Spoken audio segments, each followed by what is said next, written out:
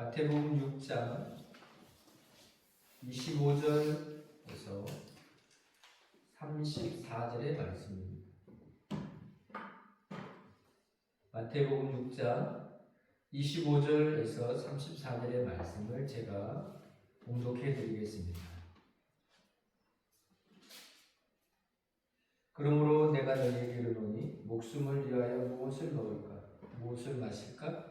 몸을 위하여 무엇을 입을까? 염려하지 말라. 목숨이 음식보다 중하지 아니하며 몸이 의복보다 중하지 아니하냐. 공중의 새를 보라. 심지도 않고 거두지도 않고 창고에 모아들이지도 아니하되 너희 하늘 아버지께서 기르시나니 너는 이것들보다 귀하지 아니하냐. 너희 중에 누가 염려함으로 그 키를 한 대라도 더할 수 있겠느냐. 또 너희가 어찌 의복을 위하여 염려하느냐. 그의 백합화가 어떻게 자라는가 생각하여 보라. 수고도 아니하고 길쌈도 아니하느니라. 그러나 내가 너희에게 말하노니 솔로몬의 모든 영광으로도 입은 것이 이 꽃 하나만 갖지 못하였느냐. 오늘 있다가 내일 아궁이에 던져지는 들풀도 하나님이 이렇게 입히시거든 하물며 너희일까 뭐냐. 믿음이 작은 자들아. 그러므로 염려하여 이르기를 무엇을 먹을까 무엇을 마실까 무엇을 입을까 하지 말라. 이는 다 이방인들이 구하는 것이라. 너희 하늘 아버지께서 이 모든 것이 너희에게 있어야 할 줄을 아시느니라. 그런즉 너희는 먼저 그의 나라와 그의 의를 구하라. 그리하면 이 모든 것을 너희에게 더하시리라. 그러므로 내일 일을 위하여 염려하지 말라. 내일 일은 내일이 염려할 것이요 한 날의 괴로움은 그날로 족하니라. 아멘. 하나님은 말씀으로 천지를 창조하셨습니다. 하나님께서 만드신 세상은 얼마나 놀라운 일들로 가득한지 모릅니다. 그 중에 동물이나 또 식물, 조류, 어류를 우리가 살펴보면 너무너무 신기한 것들이 참 많습니다. 우리가 새를 보면 새에게 날개가 있습니다. 하나님께서 새에게 두 날개를 만들어 주셨습니다. 그래서 두 날개로 날게 하신 것이죠. 어떤 새가 그런 불평을 했다고 합니다. 왜 나에게는 이 무거운 날개를 달아주셨습니까? 그러니까 하나님께서 이렇게 말씀하셨다고 합니다. 너의 무거운 몸을 두 날개로 힘차게 날 수 있도록 하기 위함이다. 새는 몸은 무겁지만 두 날개가 있어서 마음껏 날아다닐 수가 있게 된 것입니다. 또 새에게는 아름다운 소리가 있습니다. 여러분, 새 소리는 새들의 언어이며 새들과의 교류로 이어집니다. 그런데 사람이 이 새 소리를 들으면 그렇게 좋다고 말하고 있습니다. 기계음이나 경적 소리를 많이 들으면 사람이 스트레스를 받는데 지저귀는 새 소리를 많이 듣게 되면 힐링이 된다고 말합니다. 요즘은 버드 테라피라는 말을 쓰는데요. 새를 통한 치유입니다. 사람이 단 6분만 짹짹 새 소리를 들어도 8시간 동안 불안과 걱정이 누그러진다라고 말하고 있습니다. 또 자연적 치유도 있습니다. 새와 꽃을 보면서 그런 자연이 있는 곳을 20분만 걸어 다녀도 스트레스 호르몬이 준다라는 말입니다. 일주일에 2시간만 자연을 바라보기만 해도 스트레스 호르몬의 수치가 자연스럽게 그리고 지속적으로 낮아진다라고 말하고 있습니다. 제가 얼마 전에 우리 장모님 댁에 다녀왔는데 저희 장모님은 새와 꽃을 좋아하십니다. 앵무새가 알을 낳게 됐는데 부화시켜서 새 새끼를 집안에서 키우고 계셨습니다. 그리고 앵무새와 대화도 하십니다. 까까 새가 소리를 내면 응 알겠어 밥 달라고 물 달라고 놀아달라고 저는 아무리 들어도 모르겠는데 장모님은 앵무새 소리를 들으시고 대화를 하십니다. 저는 그걸 보면서 새를 기르고 새와 친화적으로 지내는 것은 참 건강에도 좋다라고 생각합니다. 이렇게 동물이나 새를 친밀하게 지내면 정신 건강에 매우 좋다고 합니다. 그래서 저희 장모님은 참 피부가 너무 좋으신데 그날도 이렇게 보니까 얼굴이 너무 좋으신 거예요.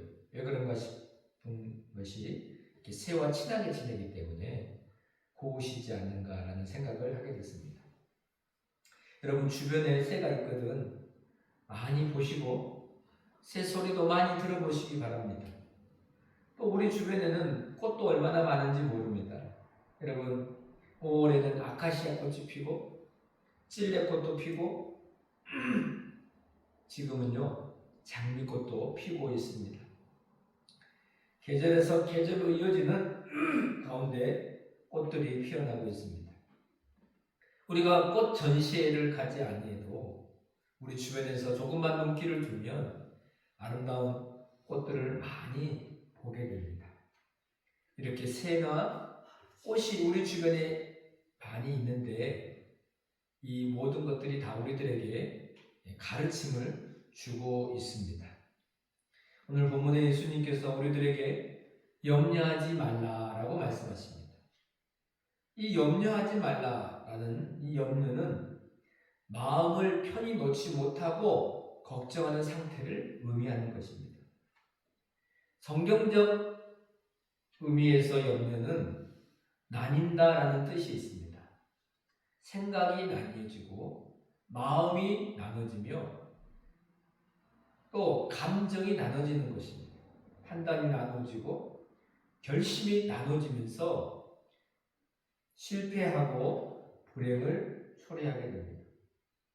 사람이 두 마음을 품으면 모든 일에 정함이 없으면서 의심을 갖게 되면서 마치 이런 사람은 바람에 밀려 요동하는 바다 물결 같아서 주님께 얻기를 생각하지 말라라고 말씀하십니다.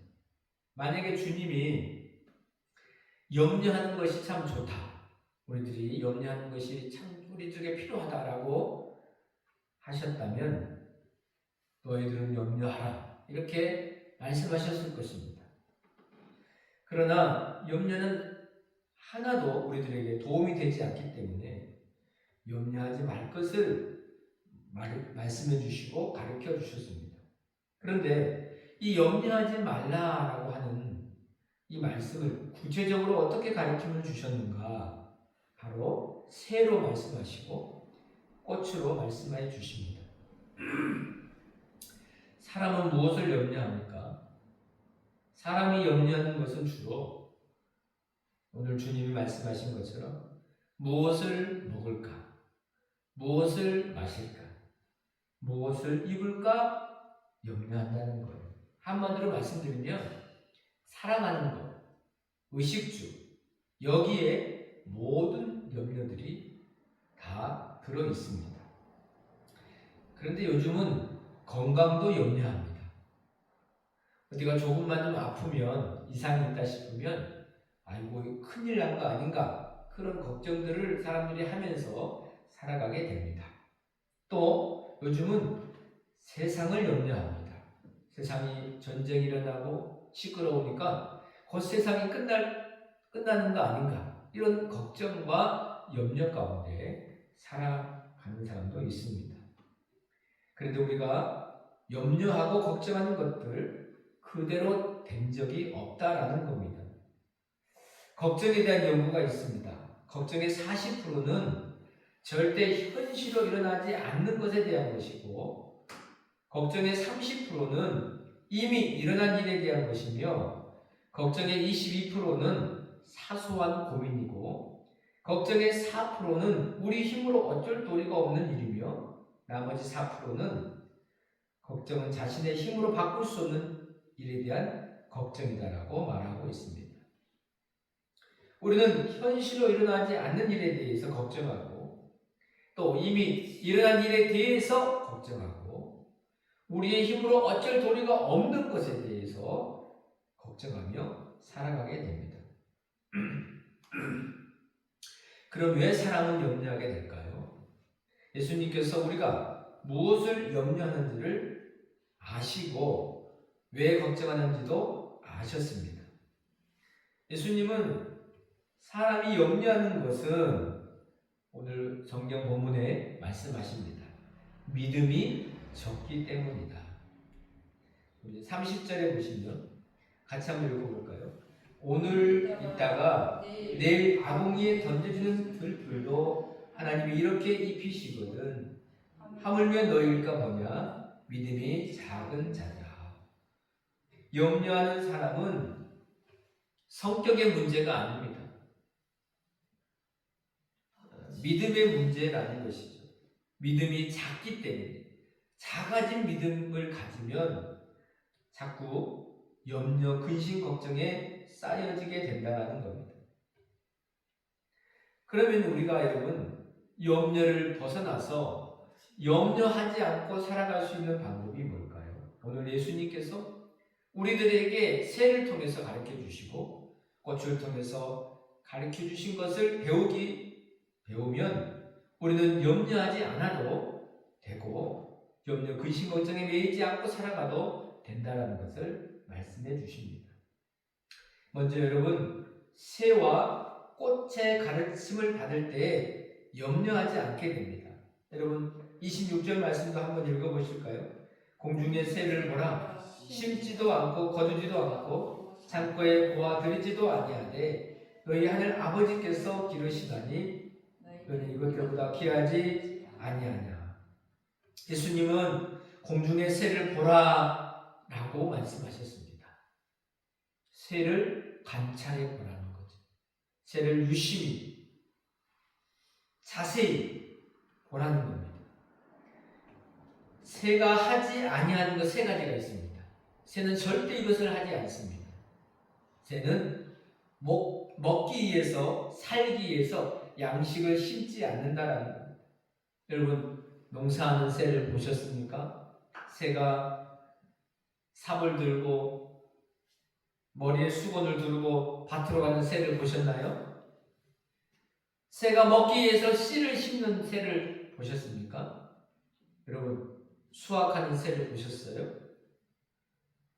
자연의 법칙에 따라서 심고 기다려서 열매를 맺기까지 다 익기까지 익으면 내가 거두겠다라고 기다리는 새도 보셨습니까?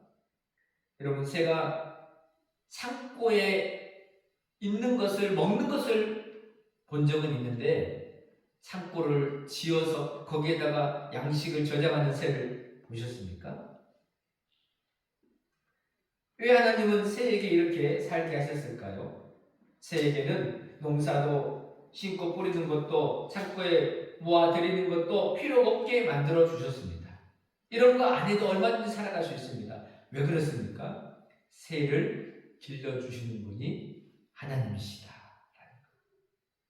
하나님께서 새가 배고프면 먹을 것을 주시고 새가 목마르면 마실 물을 주시고 더 놀라운 것도 있어요. 새가 깃털을 갈 때가 되면 깃털을 갈 수 있도록 새 깃털도 주시고 둥지가 필요하면 보금자리도 주신다라는 겁니다. 우리가 새를 보면서 와 저렇게 새를 하나님께서 멋지고 아름답게 길러주시는구나 라는 것을 보게 된다. 그래서 새들은 염려하지 않습니다. 새들은 내일 먹을 것을 걱정하지 않습니다. 여러분 염려, 걱정하면서 그렇게 고민하는 새 보셨나요? 존 스토튼 목사님이 지은 책 중에 새, 우리들의 선생님이라는 책에 보면 울새와 참새가 대화하는 그런 시가 나옵니다. 울새가 참새에게 말했다. 나는 정말 알고 싶어. 왜 이 근심 많은 인간들은 이토록 안절부절 못하며 바쁘게 사는지. 참새가 울새에게 대답했다. 친구야, 내 생각엔 그들에게 하나님 아버지가 안 계신 게 분명해. 나와 너를 돌보아 주시는 그분 말이야. 울새와 참새가 갖고 있는 믿음이란 것이 뭘까요? 여러분, 울새와 참새도 하나님이 우리를 돌봐주신다라고 하는 믿음입니다. 그렇게 우리는 새를 보아야 한다는 거죠. 공중에 나는 새를 보며 먹이를 찾아 날아다니는 새를 하나님께서 먹을 거, 입을 거 다 공급해 주시는 그 사랑으로 기르시는 하나님을 만나게 됩니다. 새는 우리들에게 가르쳐주고 있습니다. 염려하지 말라. 하나님이 다 길러주신다고 하는 그 가르침을 주는 선생님이십니다. 또한 여러분, 꽃도 선생님이세요. 여러분, 염려하는 꽃을 보셨나요? 28절 보십시오. 들의 백합화가 어떻게 자라는가 생각하여 보라. 수고도 아니하고 길쌈도 아니하느니라. 여러분, 백합화만 꽃이 아닙니다. 이 세상의 모든 꽃들 보십시오. 그 자체가 얼마나 아름답고 얼마나 아름다운 색깔과 빛깔을 내고 있습니까? 그런데 그러한 꽃들이 내가 어떤 색을 내거나 또 실을 뽑아서 아름답게 그렇게 치장하나요? 꽃 자체가 그렇게 하는 건 아닙니다. 우리가 꽃을 보면 그 화려한 빛깔에 감탄이 절로 나오지 않습니까? 어떻게 이렇게 아름다운 색깔이 나왔을까? 어떻게 이런 놀라운 색깔이 나왔을까? 각양각색의 꽃들을 보면서 그 아름다움에 감탄하게 됩니다. 꽃을 얻기 위해서 씨를 심고 물을 주고 꽃이 피도록 가꾸어 주는 거 누가 합니까? 하나님이 하십니다. 사람이 보기 위해서, 사람이 키우기 위해서 화분에다가 종종 꽃을 심잖아요. 근데 이 화분이 그만 꽃이 죽고 시들고 말립니다. 그런데 참 신기한 게 있어요.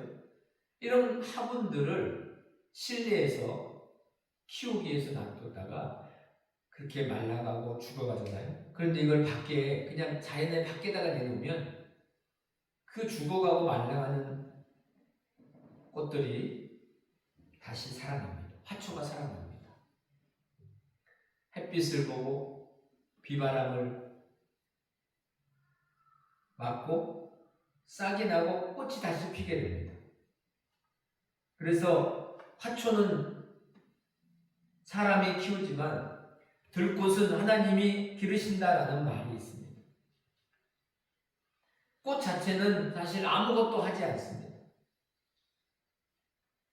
뿌리를 내리고 자라기만 하면 하나님이 이 꽃을 다 길러주십니다. 예수님은 솔로몬이 누린 모든 영광으로도 입은 것이 이 꽃 하나만 못하였다라고 말씀하십니다. 당시에 솔로몬 왕이 얼마나 큰 영화를 누렸겠습니까? 그가 입었던 옷, 여러분, 얼마나 화려한 실크 옷이었겠습니까? 그런데 예수님께서 그렇게 솔로몬의 영화와 누린 부귀가 이 꽃 하나만 갖지 못했다. 아름답게 꽃피게 하시는 분, 바로 하나님이 꽃을 그렇게 입혀주시고 길러주셨다는 겁니다. 예수님은 새를 보고 꽃이 어떻게 자라는 것을 생각하라 보라고 말씀하십니다. 하나님이 주신 자연, 새와 꽃을 보면서 생각하면서 그렇게 우리가 살아가면 우리에게 있는 놀라운 신비가 있는데 염려가 떠나가게 된다는 거예요. 그럼 여러분, 왜 우리가 염려하지 말아야 될까요? 오늘 주님이 우리가 새보다 꽃보다 더 귀하기 때문이다 라고 말씀하십니다. 새와 꽃과 우리의 존재는 비교할 수가 없습니다. 새도 귀하고 꽃도 귀하지만 우리에게 더 귀한, 하나님께 더 귀한 것은 우리들입니다. 우리 사람입니다. 그리고 또 있습니다. 하나님은 우리의 아버지 되신다라고 말씀하십니다. 우리는 하나님의 자녀입니다. 32절 보십시오. 너희 하늘 아버지께서 라고 말씀하십니다. 하나님이 우리의 아버지가 되시고 하나님이 우리를 지으시고 길러주시는 창조주 하나님이십니다. 하나님은 옆집 아저씨가 아닙니다. 옆집 아저씨는 우리를 위해서 아무것도 해주는 게 없습니다. 그러나 하나님은 우리의 아버지 되셔서 우리에게 많은 것들을 지금도 해주고 계십니다. 염려하지 않아도 되는 이유는 하나님이 나의 아버지가 되신다. 이 아버지를 알지 못하면 염려하지만 하나님을 나의 아버지로 알고 믿는 사람은 염려하지 않습니다. 여기에 믿음이 작용합니다. 믿음이 커야 됩니다. 믿음이 작고 작아지면 아버지에 대한 믿음이 흔들리면 또 자꾸 염려하게 됩니다. 착하고 의롭게 살면 하나님이 내 아버지 되시는 것 같고 나를 길러주시는 것 같고 나를 도와주시는 것 같은데 내가 잘못하고 실수하면 하나님이 내 아버지가 아닌 것 같고 나를 싫어하시는 것 같고 나를 미워하시는 것 같고 나를 떠나시는 것 같다. 이거는 하나님 말씀에 우리의 믿음을 두지 않기 때문입니다. 여러분, 믿음은 감정에 두는 것이 아닙니다. 불완전한 믿음이 완전해지는 것은 감정이 아니라 하나님을 내 아버지로 믿는 말씀에 있습니다. 여러분, 하나님을 아버지라고 부르면서 이제부터서는 염려하지 않는 축복과 믿음의 삶을 살아가는 우리 모두가 될 수 있기를 간절히 바랍니다. 아멘. 그리고 하나님은 이 모든 것이 너희에게 있어야 할 줄을 아신다라고 했습니다. 여러분, 이 모든 것이라는 말은 앞에 있는 것들을 말합니다. 앞에 뭐라고 말씀하셨죠? 무엇을 먹을까, 무엇을 마실까, 무엇을 입을까, 거기에 대한 모든 것입니다. 이미 하나님은 우리가 다 필요한 것을 아신다라는 거예요. 우리가 무엇을 갖춰야 할 줄도 아십니다. 그리고 이렇게 필요하고 갖춰야 될 것을 아시는 것만이 아닙니다. 관망만 하시는 것이 아니라 구체적으로 우리들에게 기르시고 공급하시고 먹이시고 채워주십니다. 이스라엘 백성들은 광야 40년을 지내면서 하나님께서 이들을 먹이셨습니다. 여러분, 광야는 얼마나 넓고 두려운 것입니까? 거기에서 농사도 수확도 거둘 수가 없어요. 아무것도 없습니다. 그런데 그들은 40년간 광야를 살아왔습니다. 어떻게 해요? 하나님이 먹을 것을 내려주셨습니다. 만나를 내려주셨습니다. 고기가 먹고 싶을 때는 메추라기를 보내주셨습니다. 목이 마를 때는 바위에서 샘물이 솟게 하셔서 그 물을 마시게 하셨습니다. 더 놀라운 사실도 있습니다. 하나님이 광야 40년 동안 이스라엘 백성들에게 의복도 주셨습니다. 옷도 주셨습니다. 옷이 헤이지 않도록, 낡지 않도록 그렇게 만들어 주셨습니다. 신명기 8장 4절 우리 한번 같이 읽어보실까요? 이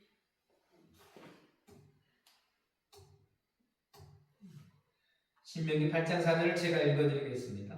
이 40년 동안에 내 의복이 헤어지지 아니하였고 내 발이 부르트지 아니하였느니라. 하나님이 신발도 주시고 발도 트지 않도록 다 살게 해주셨습니다. 하나님이 이스라엘 백성들을 공급해 주셨는데 무려 40년 동안 광야에서 풍성한 식탁을 베풀어 주셨고 창고가 마르지 않도록 분에 넘치는 모든 것들을 하나님이 허락해 주셨습니다. 보십시오. 하나님이 기르시고 먹이시고 채워주시는 좋으신 아버지심을 보여주십니다. 그리고 여러분, 우리가 염려하지 않으려면 우리의 시선을 더 높은 곳으로 향해야 됩니다.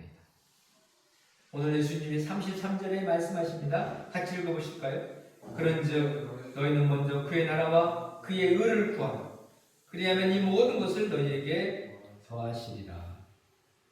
우리가 구하며 살 것은 하나님 나라와 하나님의 의입니다. 이것은 다른 어떤 것보다도 먼저 구해야 할 것들이다라는 겁니다. 먼저 구하라라는 말씀은 하나님을 신뢰하는 생활을 절대적으로 유일하게 하라라는 말씀입니다. 그런데 우리가 무엇을 먹을까, 무엇을 입을까, 무엇을 마실까 염려하게 되면 사실 하나님의 나라와 그의 의를 먼저 구하지 않게 됩니다. 무엇을 먹을까, 무엇을 마실까, 무엇을 입을까에 우리의 관심을 두게 되면 사실 하나님 나라와 의는 점점 멀어지게 됩니다. 반대로 여러분, 하나님의 나라와 하나님의 의를 먼저 구하면 무엇을 먹을까, 무엇을 마실까, 무엇을 입을까에 대한 염려가 사라지게 됩니다. 그래서 예수님께서는 너희가 하나님의 나라, 그의 나라와 의를 먼저 구해라. 그리하면 이 모든 것을 너희에게 더하여 주신다라고 약속하고 계십니다.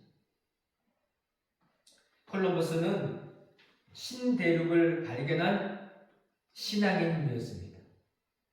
콜럼버스가 신대륙을 발견하기 위해서 항해하는 배에 구두 수송공이 함께 타고 있었습니다. 그런데 이 구두 수송공은 늘 근심 걱정에 쌓여 있었습니다. 어떤 걱정이었냐면 두고 온 고향의 낡은 구두방, 그거 주인으로부터서 내가 가게를 인수해야 되는데, 그런데 이 주인이 너무 늙어서 자기가 인수하기 전에 다른 사람에게 그 구두방을 팔아버리지는 않을까, 거기에 대해서 노심초사하고 걱정하며 그 신대륙을 향해서 가고 있었다라는 겁니다.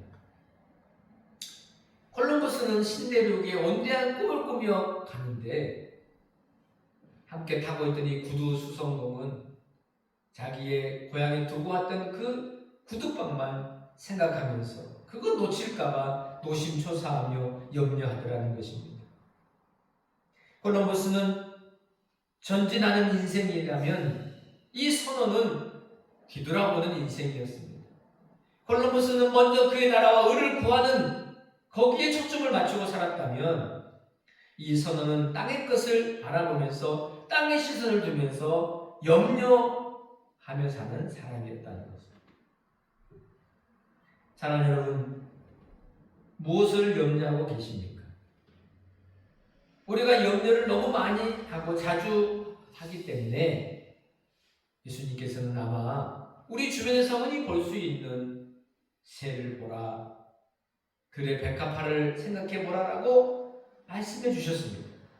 그것들을 선생님 삼아서 봐라, 가르쳐주고 있지 않느냐, 우리에게 일러주고 있지 않느냐, 새가 걱정하는 거 봤느냐, 새가 염려하는 거 봤느냐, 꽃이 염려하고 걱정하면서 피는 거 봤느냐. 새와 꽃이 우리에게 선생으로서 교훈하고 있다. 그 교훈을 받아들이는 사람들마다 염려하지 않고 살아가게 된다는 주님께서 말씀해주고 계십니다. 새도 염려하지 않는데, 꽃도 염려하지 않는데 하나님의 자녀된 우리가 염려해서 되겠느냐, 걱정해서 되겠느냐? 주님이 말씀하십니다.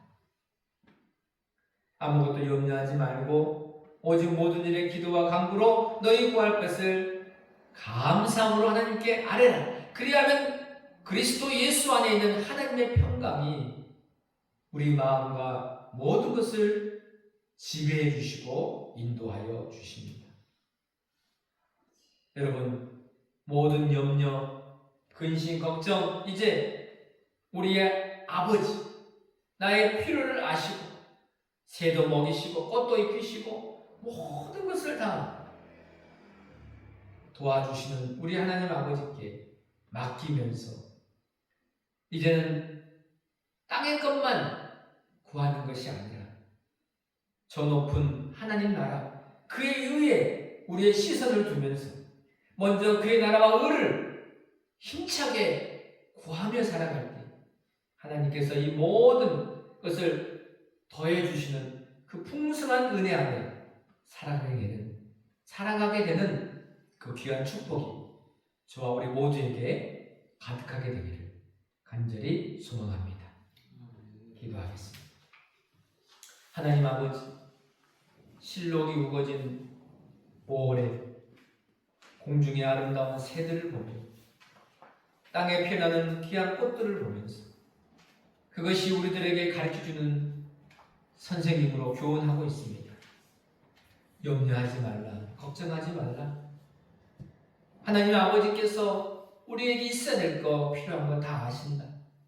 오히려 그것들보다 먼저 그의 나라와 의를 구하며 하나님이 원하시는 뜻을 행하며 그렇게 살아갈 때 우리에게 모든 것을 더해주시고 공급하시는 그 하나님의 은총 안에 살아가게 되는 저희들이 될 수 있도록 은혜 내려주시고 믿음 더해 주시고 함께하여 주시옵소서.